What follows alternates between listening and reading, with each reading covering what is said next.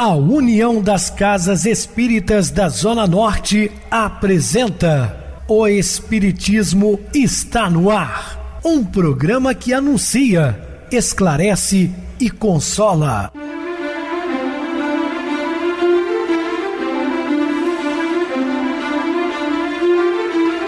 Não se turve vosso coração. Credes em Deus, credes também em mim. Na casa de meu pai há muitas moradas. Se assim não fora, eu vou-los teria dito, pois vou preparar-vos lugar. O Espiritismo está no ar. Sintonize esta frequência. Pare, pense na vida, faça perguntas. Uma ótima noite para você, muito obrigado pelo carinho, pela sintonia. Rádio Clube FM, sua voz é a nossa voz. Estamos no ar de segunda a sexta, há mais de 10 anos na emissora e depois também pelo YouTube. O canal é Viver _ Melhor. Se inscreva, deixa seu like, sua opinião é sempre importante para nós. Podem também acessar o YouTube, digitar O Espiritismo está no ar. Lá encontrarão vários programas, inclusive o do dia. Lembrando a todos que o nosso bazar retomou as atividades no dia de hoje, funcionando de 8 às 16 horas. Continuem prestigiando o nosso bazar. Recebo carinhosamente meu querido amigo, espiritista, trabalhador da Casa Espírita Maria de Nazaré, Adilson Reis. Uma boa noite, seja muito bem-vindo. Boa noite, Pedrosa. Boa noite a você, ouvinte da Rádio Clube FM. Estamos mais uma vez juntos no programa O Espiritismo está no ar. Vamos estudar o Evangelho de Jesus à luz da doutrina espírita. Obrigado a todos pela companhia. Que Jesus nos abençoe. Meus queridos irmãos, vamos estudar sobre expectativas. Dúvidas, entre em contato conosco ligando para Clube FM, que é 0 operadora 32 999327758, é o seu WhatsApp. Quer falar comigo, utilize a TIM 988012675, WhatsApp 9844949, novamente 59. O e-mail espiritismo está no ar @hotmail.com. Interajam conosco, façam perguntas, tirem dúvidas, podem dar sugestões ao programa. Estamos à disposição dos ouvintes. Vamos agora para aquele momento muito especial que é o nosso momento de oração. Sintonize esta frequência. O Espiritismo está no ar. Momento de oração. Auxiliar, amparar, consolar, instruir. Saibamos esquecer-nos para servir. Não importa venhamos a esbarrar com respostas deficientes da gleba do espírito, às vezes desfigurada ou prejudicada pela urze da incompreensão ou pelo cascalho da ignorância. Ideia e trabalho, tempo e conhecimento, influência e dinheiro são possibilidades valiosas em nossas mãos. Todos podemos espalhá-las por sementes de amor e luz. O essencial, porém, será desfazer o apego excessivo às nossas comodidades, aprendendo a sair. Estamos apresentando O Espiritismo está no ar. Bem, meus amados irmãos, estamos de volta com o assunto da noite, falando sobre expectativas. Desista de esperar de outras pessoas ou de sua vida coisas que elas não escolheram dar a você. Aprender a ter expectativas reais é um passo fundamental na busca pelo perdão. Qual o nível de intimidade e confiança que há nas relações que você estabelece com os outros? O quão fiel é que sente e o quanto permite ao outro sentir livremente? São perguntas que devemos formular. A expectativa deve ser baseada em possibilidades reais para que não gere frustração, cobranças e mágoas. Normalmente, as relações a dois causam, às vezes, dores e sofrimentos. Por quê? As pessoas colocam expectativas a mais ou além do que a pessoa pode lhe ofertar, não é? Depois ficam frustrados. Eu tive uma decepção tão grande porque você causou isso em si mesmo, né? Criando, fantasiando, imaginando, né, situações e até virtudes que a pessoa ainda não possui. Temos que tomar muito cuidado para não transformar uma relação saudável numa relação doentia, né, e até com rupturas frustrantes. Assim serve para todas as coisas, seja através de trabalho, de você para com o chefe, vice-versa. Então, as pessoas têm as suas limitações. Ninguém aqui é perfeito totalmente, né? Coloque suas energias em tentar alcançar seus objetivos positivos por meio que não seja através de experiências que o feriu. Em vez de represar mentalmente sua mágoa, procure outros caminhos para seus fins. Também não é porque uma situação não deu certo que nunca mais vai funcionar, né? Não podemos levar mágoas, por exemplo, problemas que já vivemos numa experiência conjugal para uma futura. Não podemos atribuir a todos os chefes, diretores de empresas, e seja lá de que for, de escolas, porque um falhou com você. Eu ouço muito de certas mulheres, os homens são todos iguais. Normalmente são criaturas frustradas que por si mesmo cometeram equívocos e culpa o sexo oposto. Ou até vice-versa. Mas é mais comum ouvir das mulheres. Os homens somos todos iguais. Ninguém é igual a ninguém, independentemente de sexo. Pode ter algo, né, em comum a todos, mas as pessoas estão em níveis diferentes de evolução. Não é inteligente nem eficaz buscar alcançar novos resultados utilizando velhas estratégias que se mostram ineficazes. Não adianta ficar batendo a mesma tecla se não deu certo. Tem que mudar a rota.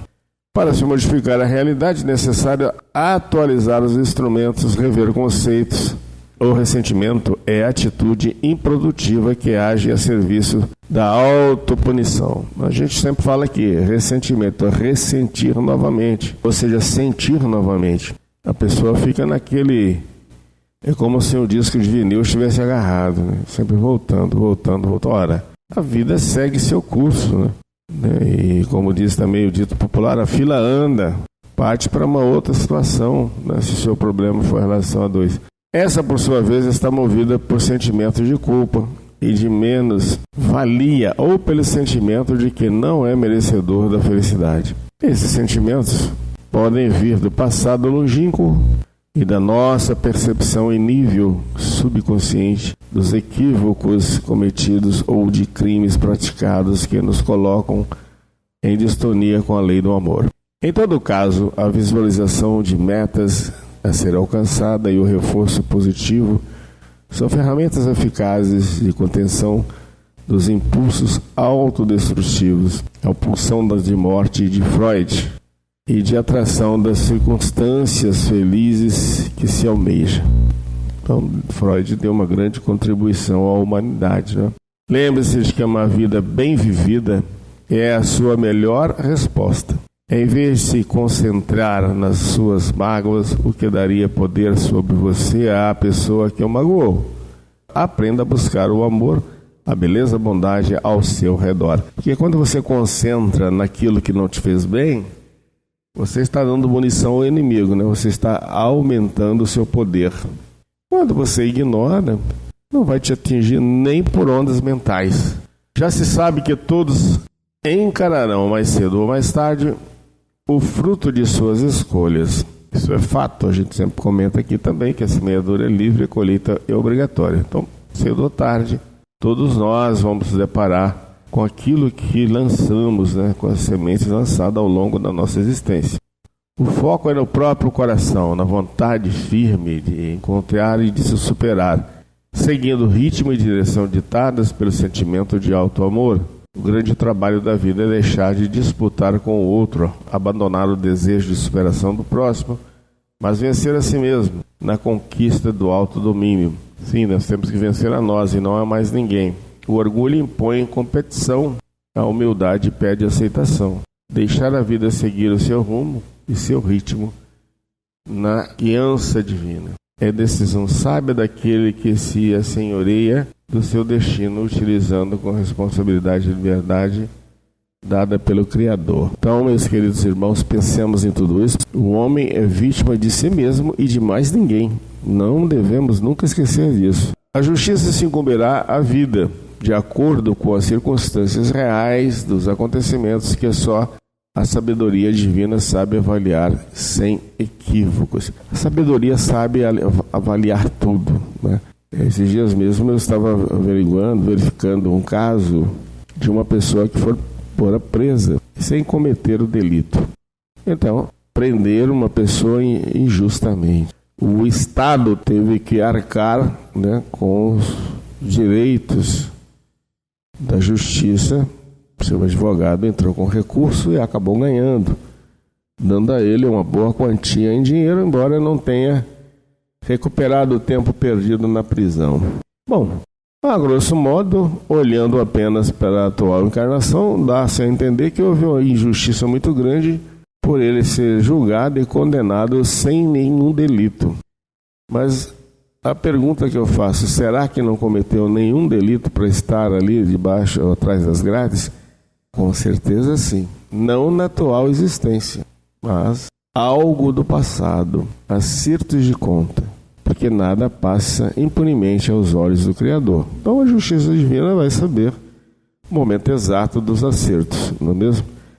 Então, na atual existência, ele poderia ser certamente inocente, mas não foi à toa que ele foi parar atrás das grades. Alguma razão tem, senão Deus não permitiria, pode ter certeza disso.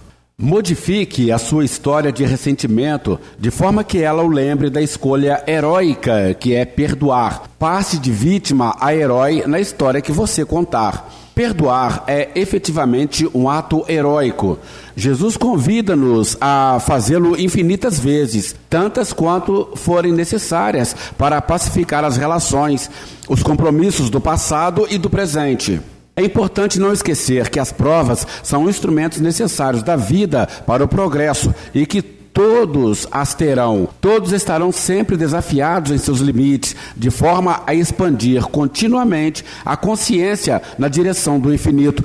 Você se encontrará ao longo da jornada com inúmeros espíritos que lhe acompanharão em sua trajetória por um determinado período, partilhando consigo as suas experiências. Ombrear-se-á com aqueles com os quais tenha compromissos morais, advindos do passado, até que o amor se construa na relação e todos se façam irmãos de fato. Perdoar é humano e também divino. Deus não necessita fazê-lo, pois não se ofende, está inacessível às possíveis agressões ou provocações humanas. O desafio é nosso, na relação entre iguais, entre dois seres humanos. Compete-nos o dever de assumir o heroísmo do perdão em nossa trajetória, na atitude silenciosa, íntima, pessoal, de pacificar a nossa consciência pelos atos de amor que empreendamos em favor da vida, do outro, de todos. Profilaxia da obsessão. Reconcilia-te sem demora com teu adversário enquanto estás a caminho com ele, para que não suceda que ele te entregue ao juiz e que o juiz te entregue ao seu ministro e sejas mandado para a cadeia. Em verdade te digo que não sairás de lá enquanto não pagares o último ceitil. Mateus capítulo 5, versículos 25 e 26. A vida registra os mínimos atos de cada vida.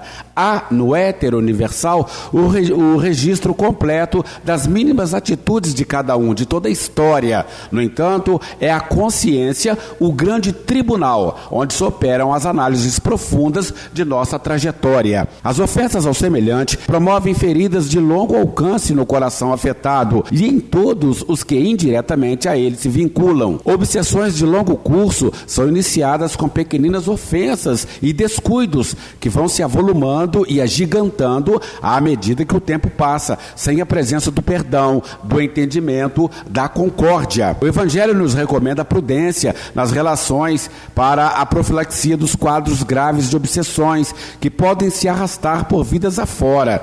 Cada qual é responsável por suas intenções e ações, devendo cuidar delas e de seus efeitos. Quando a consciência nos acusa de algo, termos feito contrariamente à lei do amor para com o nosso semelhante, devemos buscar o entendimento e o perdão mútuo como preventivo de doenças da alma mais sérias.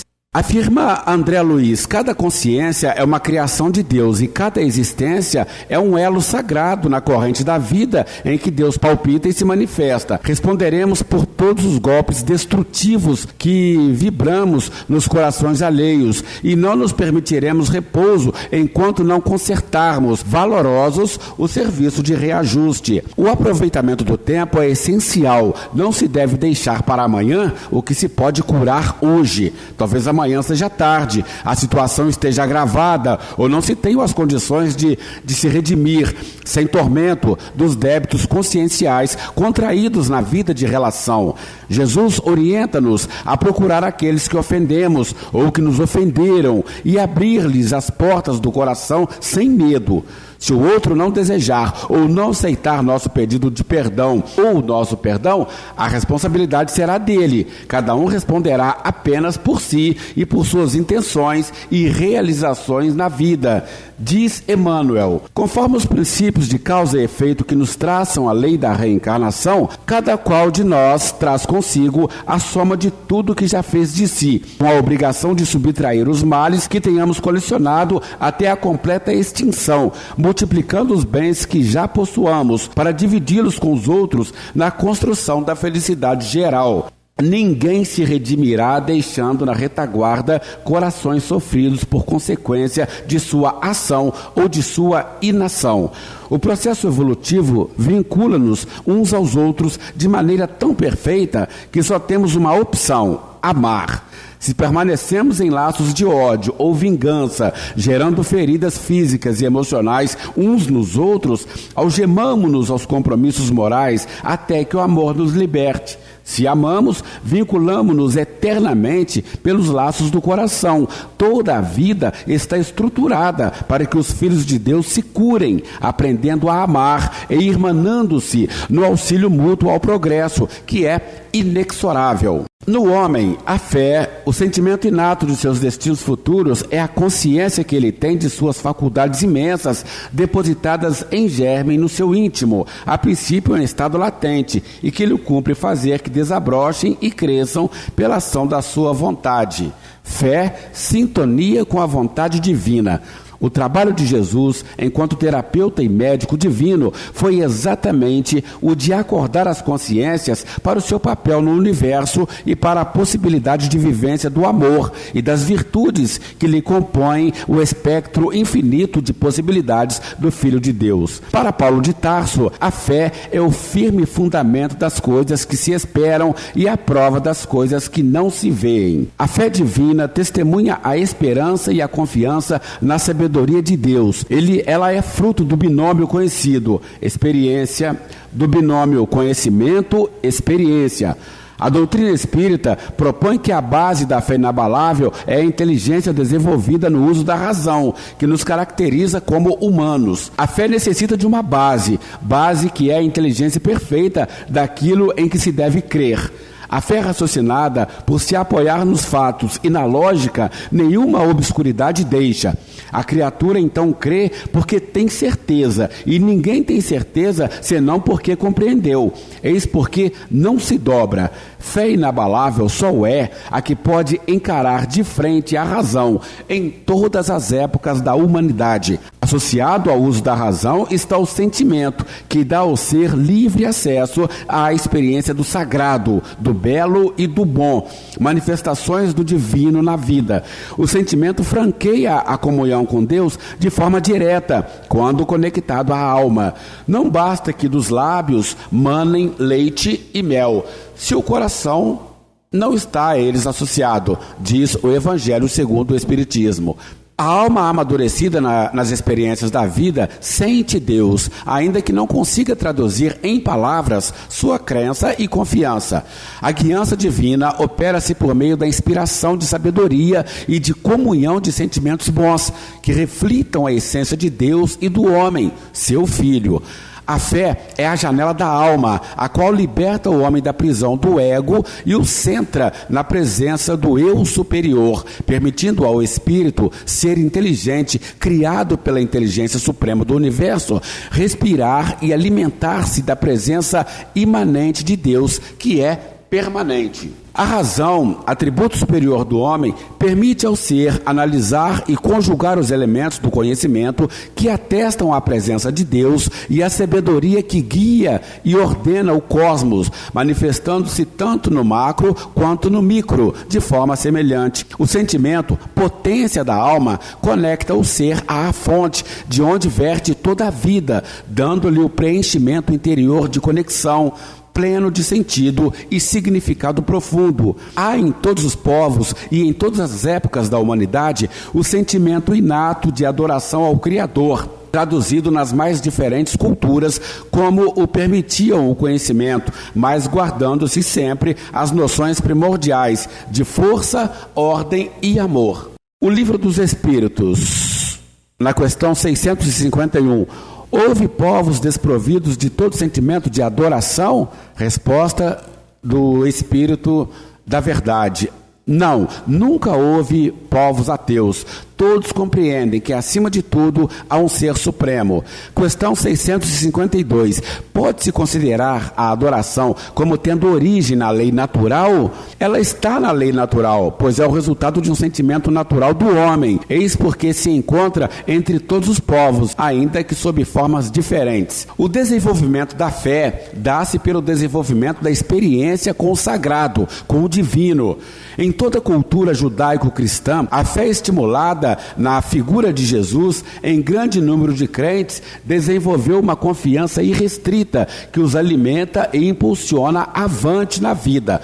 Porém, uma boa parte dos fiéis, em função da apresentação de uma fé cega e irracional, cheia de dogmas e imposições, acabou por se afastar do contato com a religiosidade e a espiritualidade. A visão do Deus cruel, já citada anteriormente, preenche o homem de temor, que inclusive é alimentado por algumas igrejas, e o desconecta do sentimento inato da presença do Pai. O homem clama por Deus, a criatura anseia o colo do Criador, com a mesma intensidade que a criança pequenina anela o seio materno, onde encontra a fonte de nutrição e de afeto, que permite crescer e desenvolver-se em equilíbrio. O medo do pecado impede o homem de um contato mais profundo com o Pai, e as noções originais apresentadas por Jesus perdem-se em meio às fantasias odiernas. O Cristo chama Deus de Abba, que significa paizinho, e traduz intimidade e conhecimento. Sua integração era tão firme e fiel a ponto de ele afirmar que aquele que o visse veria Deus, pois sua vontade era fazer a vontade daquele que o enviara. A fé é a experiência da entrega, da busca consciente pela seiva da vida. Quando, na oração do Pai Nosso, Jesus ensinou a rogar a Deus que seja feita a sua vontade e não a nossa, deu-nos o roteiro seguro para a paz de consciência e a felicidade. O orgulho e a ilusão de poder que a criatura desenvolve no desejo de manter-se na autossuficiência, na fantasia de ser capaz de agir no mundo longe da presença divina, e que gera as neuroses de todos os matizes. A fé é a medicação que nos permite a sintonia com a vontade divina, abrindo campo para que ela se expresse e manifeste-se em nós, direcionando-nos, utilizando-nos no reconhecimento de que a vontade do Pai é soberana, queiramos nós ou não. A fé é ainda uma forma de interpretar a vida, de fazer uma releitura das circunstâncias pelas lentes da intuição, da inspiração e da sabedoria, que se externa sempre, de forma simples e sem alarde, no próprio sujeito e em torno de si. Muito bem, Adilson, bem explicado. Vamos agora para o intervalo musical, a seguir a nossa oração final. Que significa morrer? O ataúde parecia guardar impassível aquilo que era o significado de boa parte de sua vida. Ao mirar o corpo inerte, não conseguia conceber como poderia jazer ali a razão de suas alegrias, a fonte de suas mais nobres inspirações, o reduto dos seus sentimentos mais profundos. A morte roubara-lhe de maneira infame quem lhe fora tesouro dos mais valiosos ao longo de boa parte de sua vida. O amor de sua vida jazia ali. Percebendo-lhe os tormentos que lhe vinham na alma, refletidos no olhar aprofundado pela dor, velho amigo acercou-se-lhe, indagando: admirando a estupidez da morte, meu amigo? A pergunta foi de tal forma inesperada, inusitada mesmo, que ele teve que refletir um tanto. De fato, se fosse resumir seus sentimentos, era isso mesmo que ele pensava. A morte não é nada mais do que o momento mais estúpido da vida. Mas, antes que pudesse concatenar algo para responder ao amigo, esse de imediato retomou a fala. A morte pode nos parecer estúpida, ou pode nos parecer lógica e racional, meu amigo. Depende de como você entende a vida.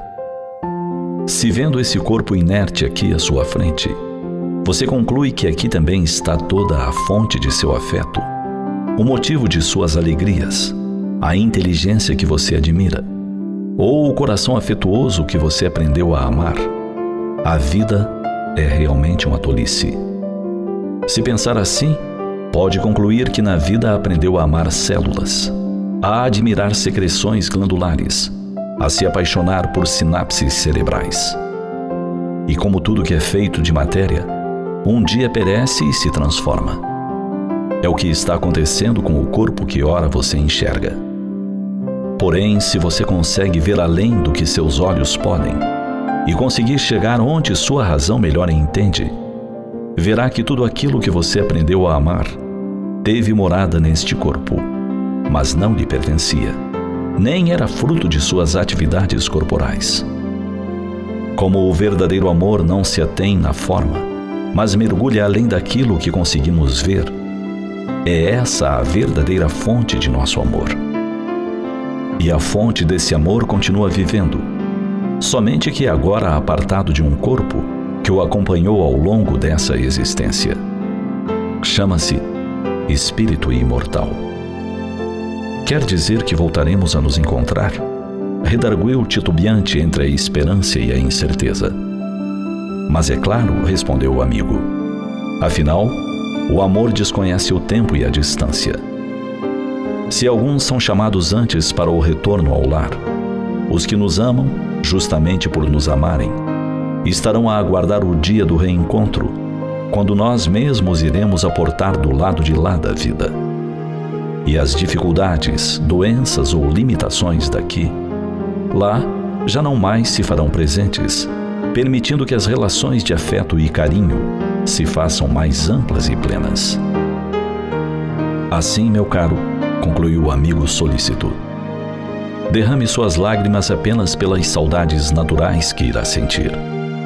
Mas não dê a elas o peso da revolta ou da incompreensão para com os desígnios da vida, que são sempre sábios e acertados. Aguarde na paciência do coração daqueles que verdadeiramente amam o dia em que novamente poderá estar estreitando o carinho e o amor com os que compartilhou tais expressões ao longo de toda esta existência. Lembre que além do corpo está o Espírito Imortal. Sintonize esta frequência. O Espiritismo está no ar. Momento de oração. Senhor Jesus, Mestre Divino, sempre estamos apostos, Senhor, trabalhando para a divulgação de sua sábia doutrina consoladora, tanto aqui para nós que ouvimos em primeiro lugar, como para todos os nossos amados irmãos ouvintes, ou sintonizados com a emissora, ou mais tarde pelo YouTube. Não importa sequer o horário, o importante é ouvir a sua palavra. Procuramos, Senhor, fazer o melhor possível dentro das nossas limitações, obviamente, mas Tu sabes, Senhor, que o nosso propósito é sempre levar o lenitivo a todos aqueles que necessitam, inclusive nós. Que suas bênçãos possam ser estendidas também aos nossos familiares, amigos, companheiros de jornada, enquanto aqui encarnados, nessa grande escola abençoada de aprendizado, que ao regressar à pátria espiritual, possamos levar malas cheias de boas ações praticadas. Graças a Deus. Meu querido irmão Adilson, suas despedidas? Obrigado, Pedrosa, pela oportunidade de estudar e aprender junto com você e com todos os nossos irmãos. Estaremos dispostos a outras oportunidades, assim Jesus nos permitindo. Obrigado a todos pela companhia. Tenham todos uma boa noite. Que Jesus nos abençoe. Boa noite para você, Adilson. Muito obrigado pelo apoio aqui no programa. Boa noite também a todos os amados irmãos ouvintes do YouTube, internautas do Brasil, do exterior, nossos irmãos da Zona Norte e de Juiz de Fora que nos acompanham com a rádio local 87,9 Rádio Clube FM. Continuem ligados ouvindo a nossa próxima atração, o programa Batidão com o DJ Tico. A seguir, na voz de Ailton Moreno, o Encontro Central. Uma ótima noite de sexta-feira, um feliz final de semana e até segunda-feira, se Deus quiser.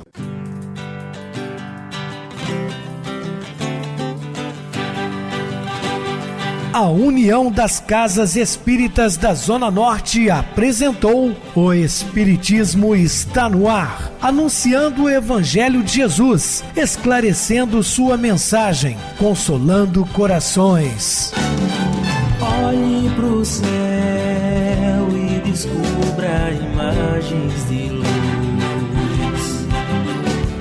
Sinta em Jesus o amor todo que Deus te deu. Pense no bem, no melhor em que pode fazer. Seja o que for, também vai receber. De coração, ajude o irmão. A caridade é o caminho do amor. Faça ainda que possa sofrer, pois bênçãos de Deus há de ter. Ame, perdoe e viva melhor a natureza, o céu e o mar. Veja o encanto que a vida nos dá, a chance eterna que temos para amar, para amar. Olhe pro céu e descubra imagens de luz. Sinta em Jesus o amor todo que Deus te deu. Pense no bem, no melhor em que pode fazer. Seja o que for, também vai receber. De coração, ajude o irmão. A caridade é o caminho do amor. Faça ainda que possa sofrer, pois bênçãos de Deus há de ter. Ame, perdoe e viva melhor a natureza, o céu e o mar. Veja o encanto que a vida nos dá, a chance eterna que temos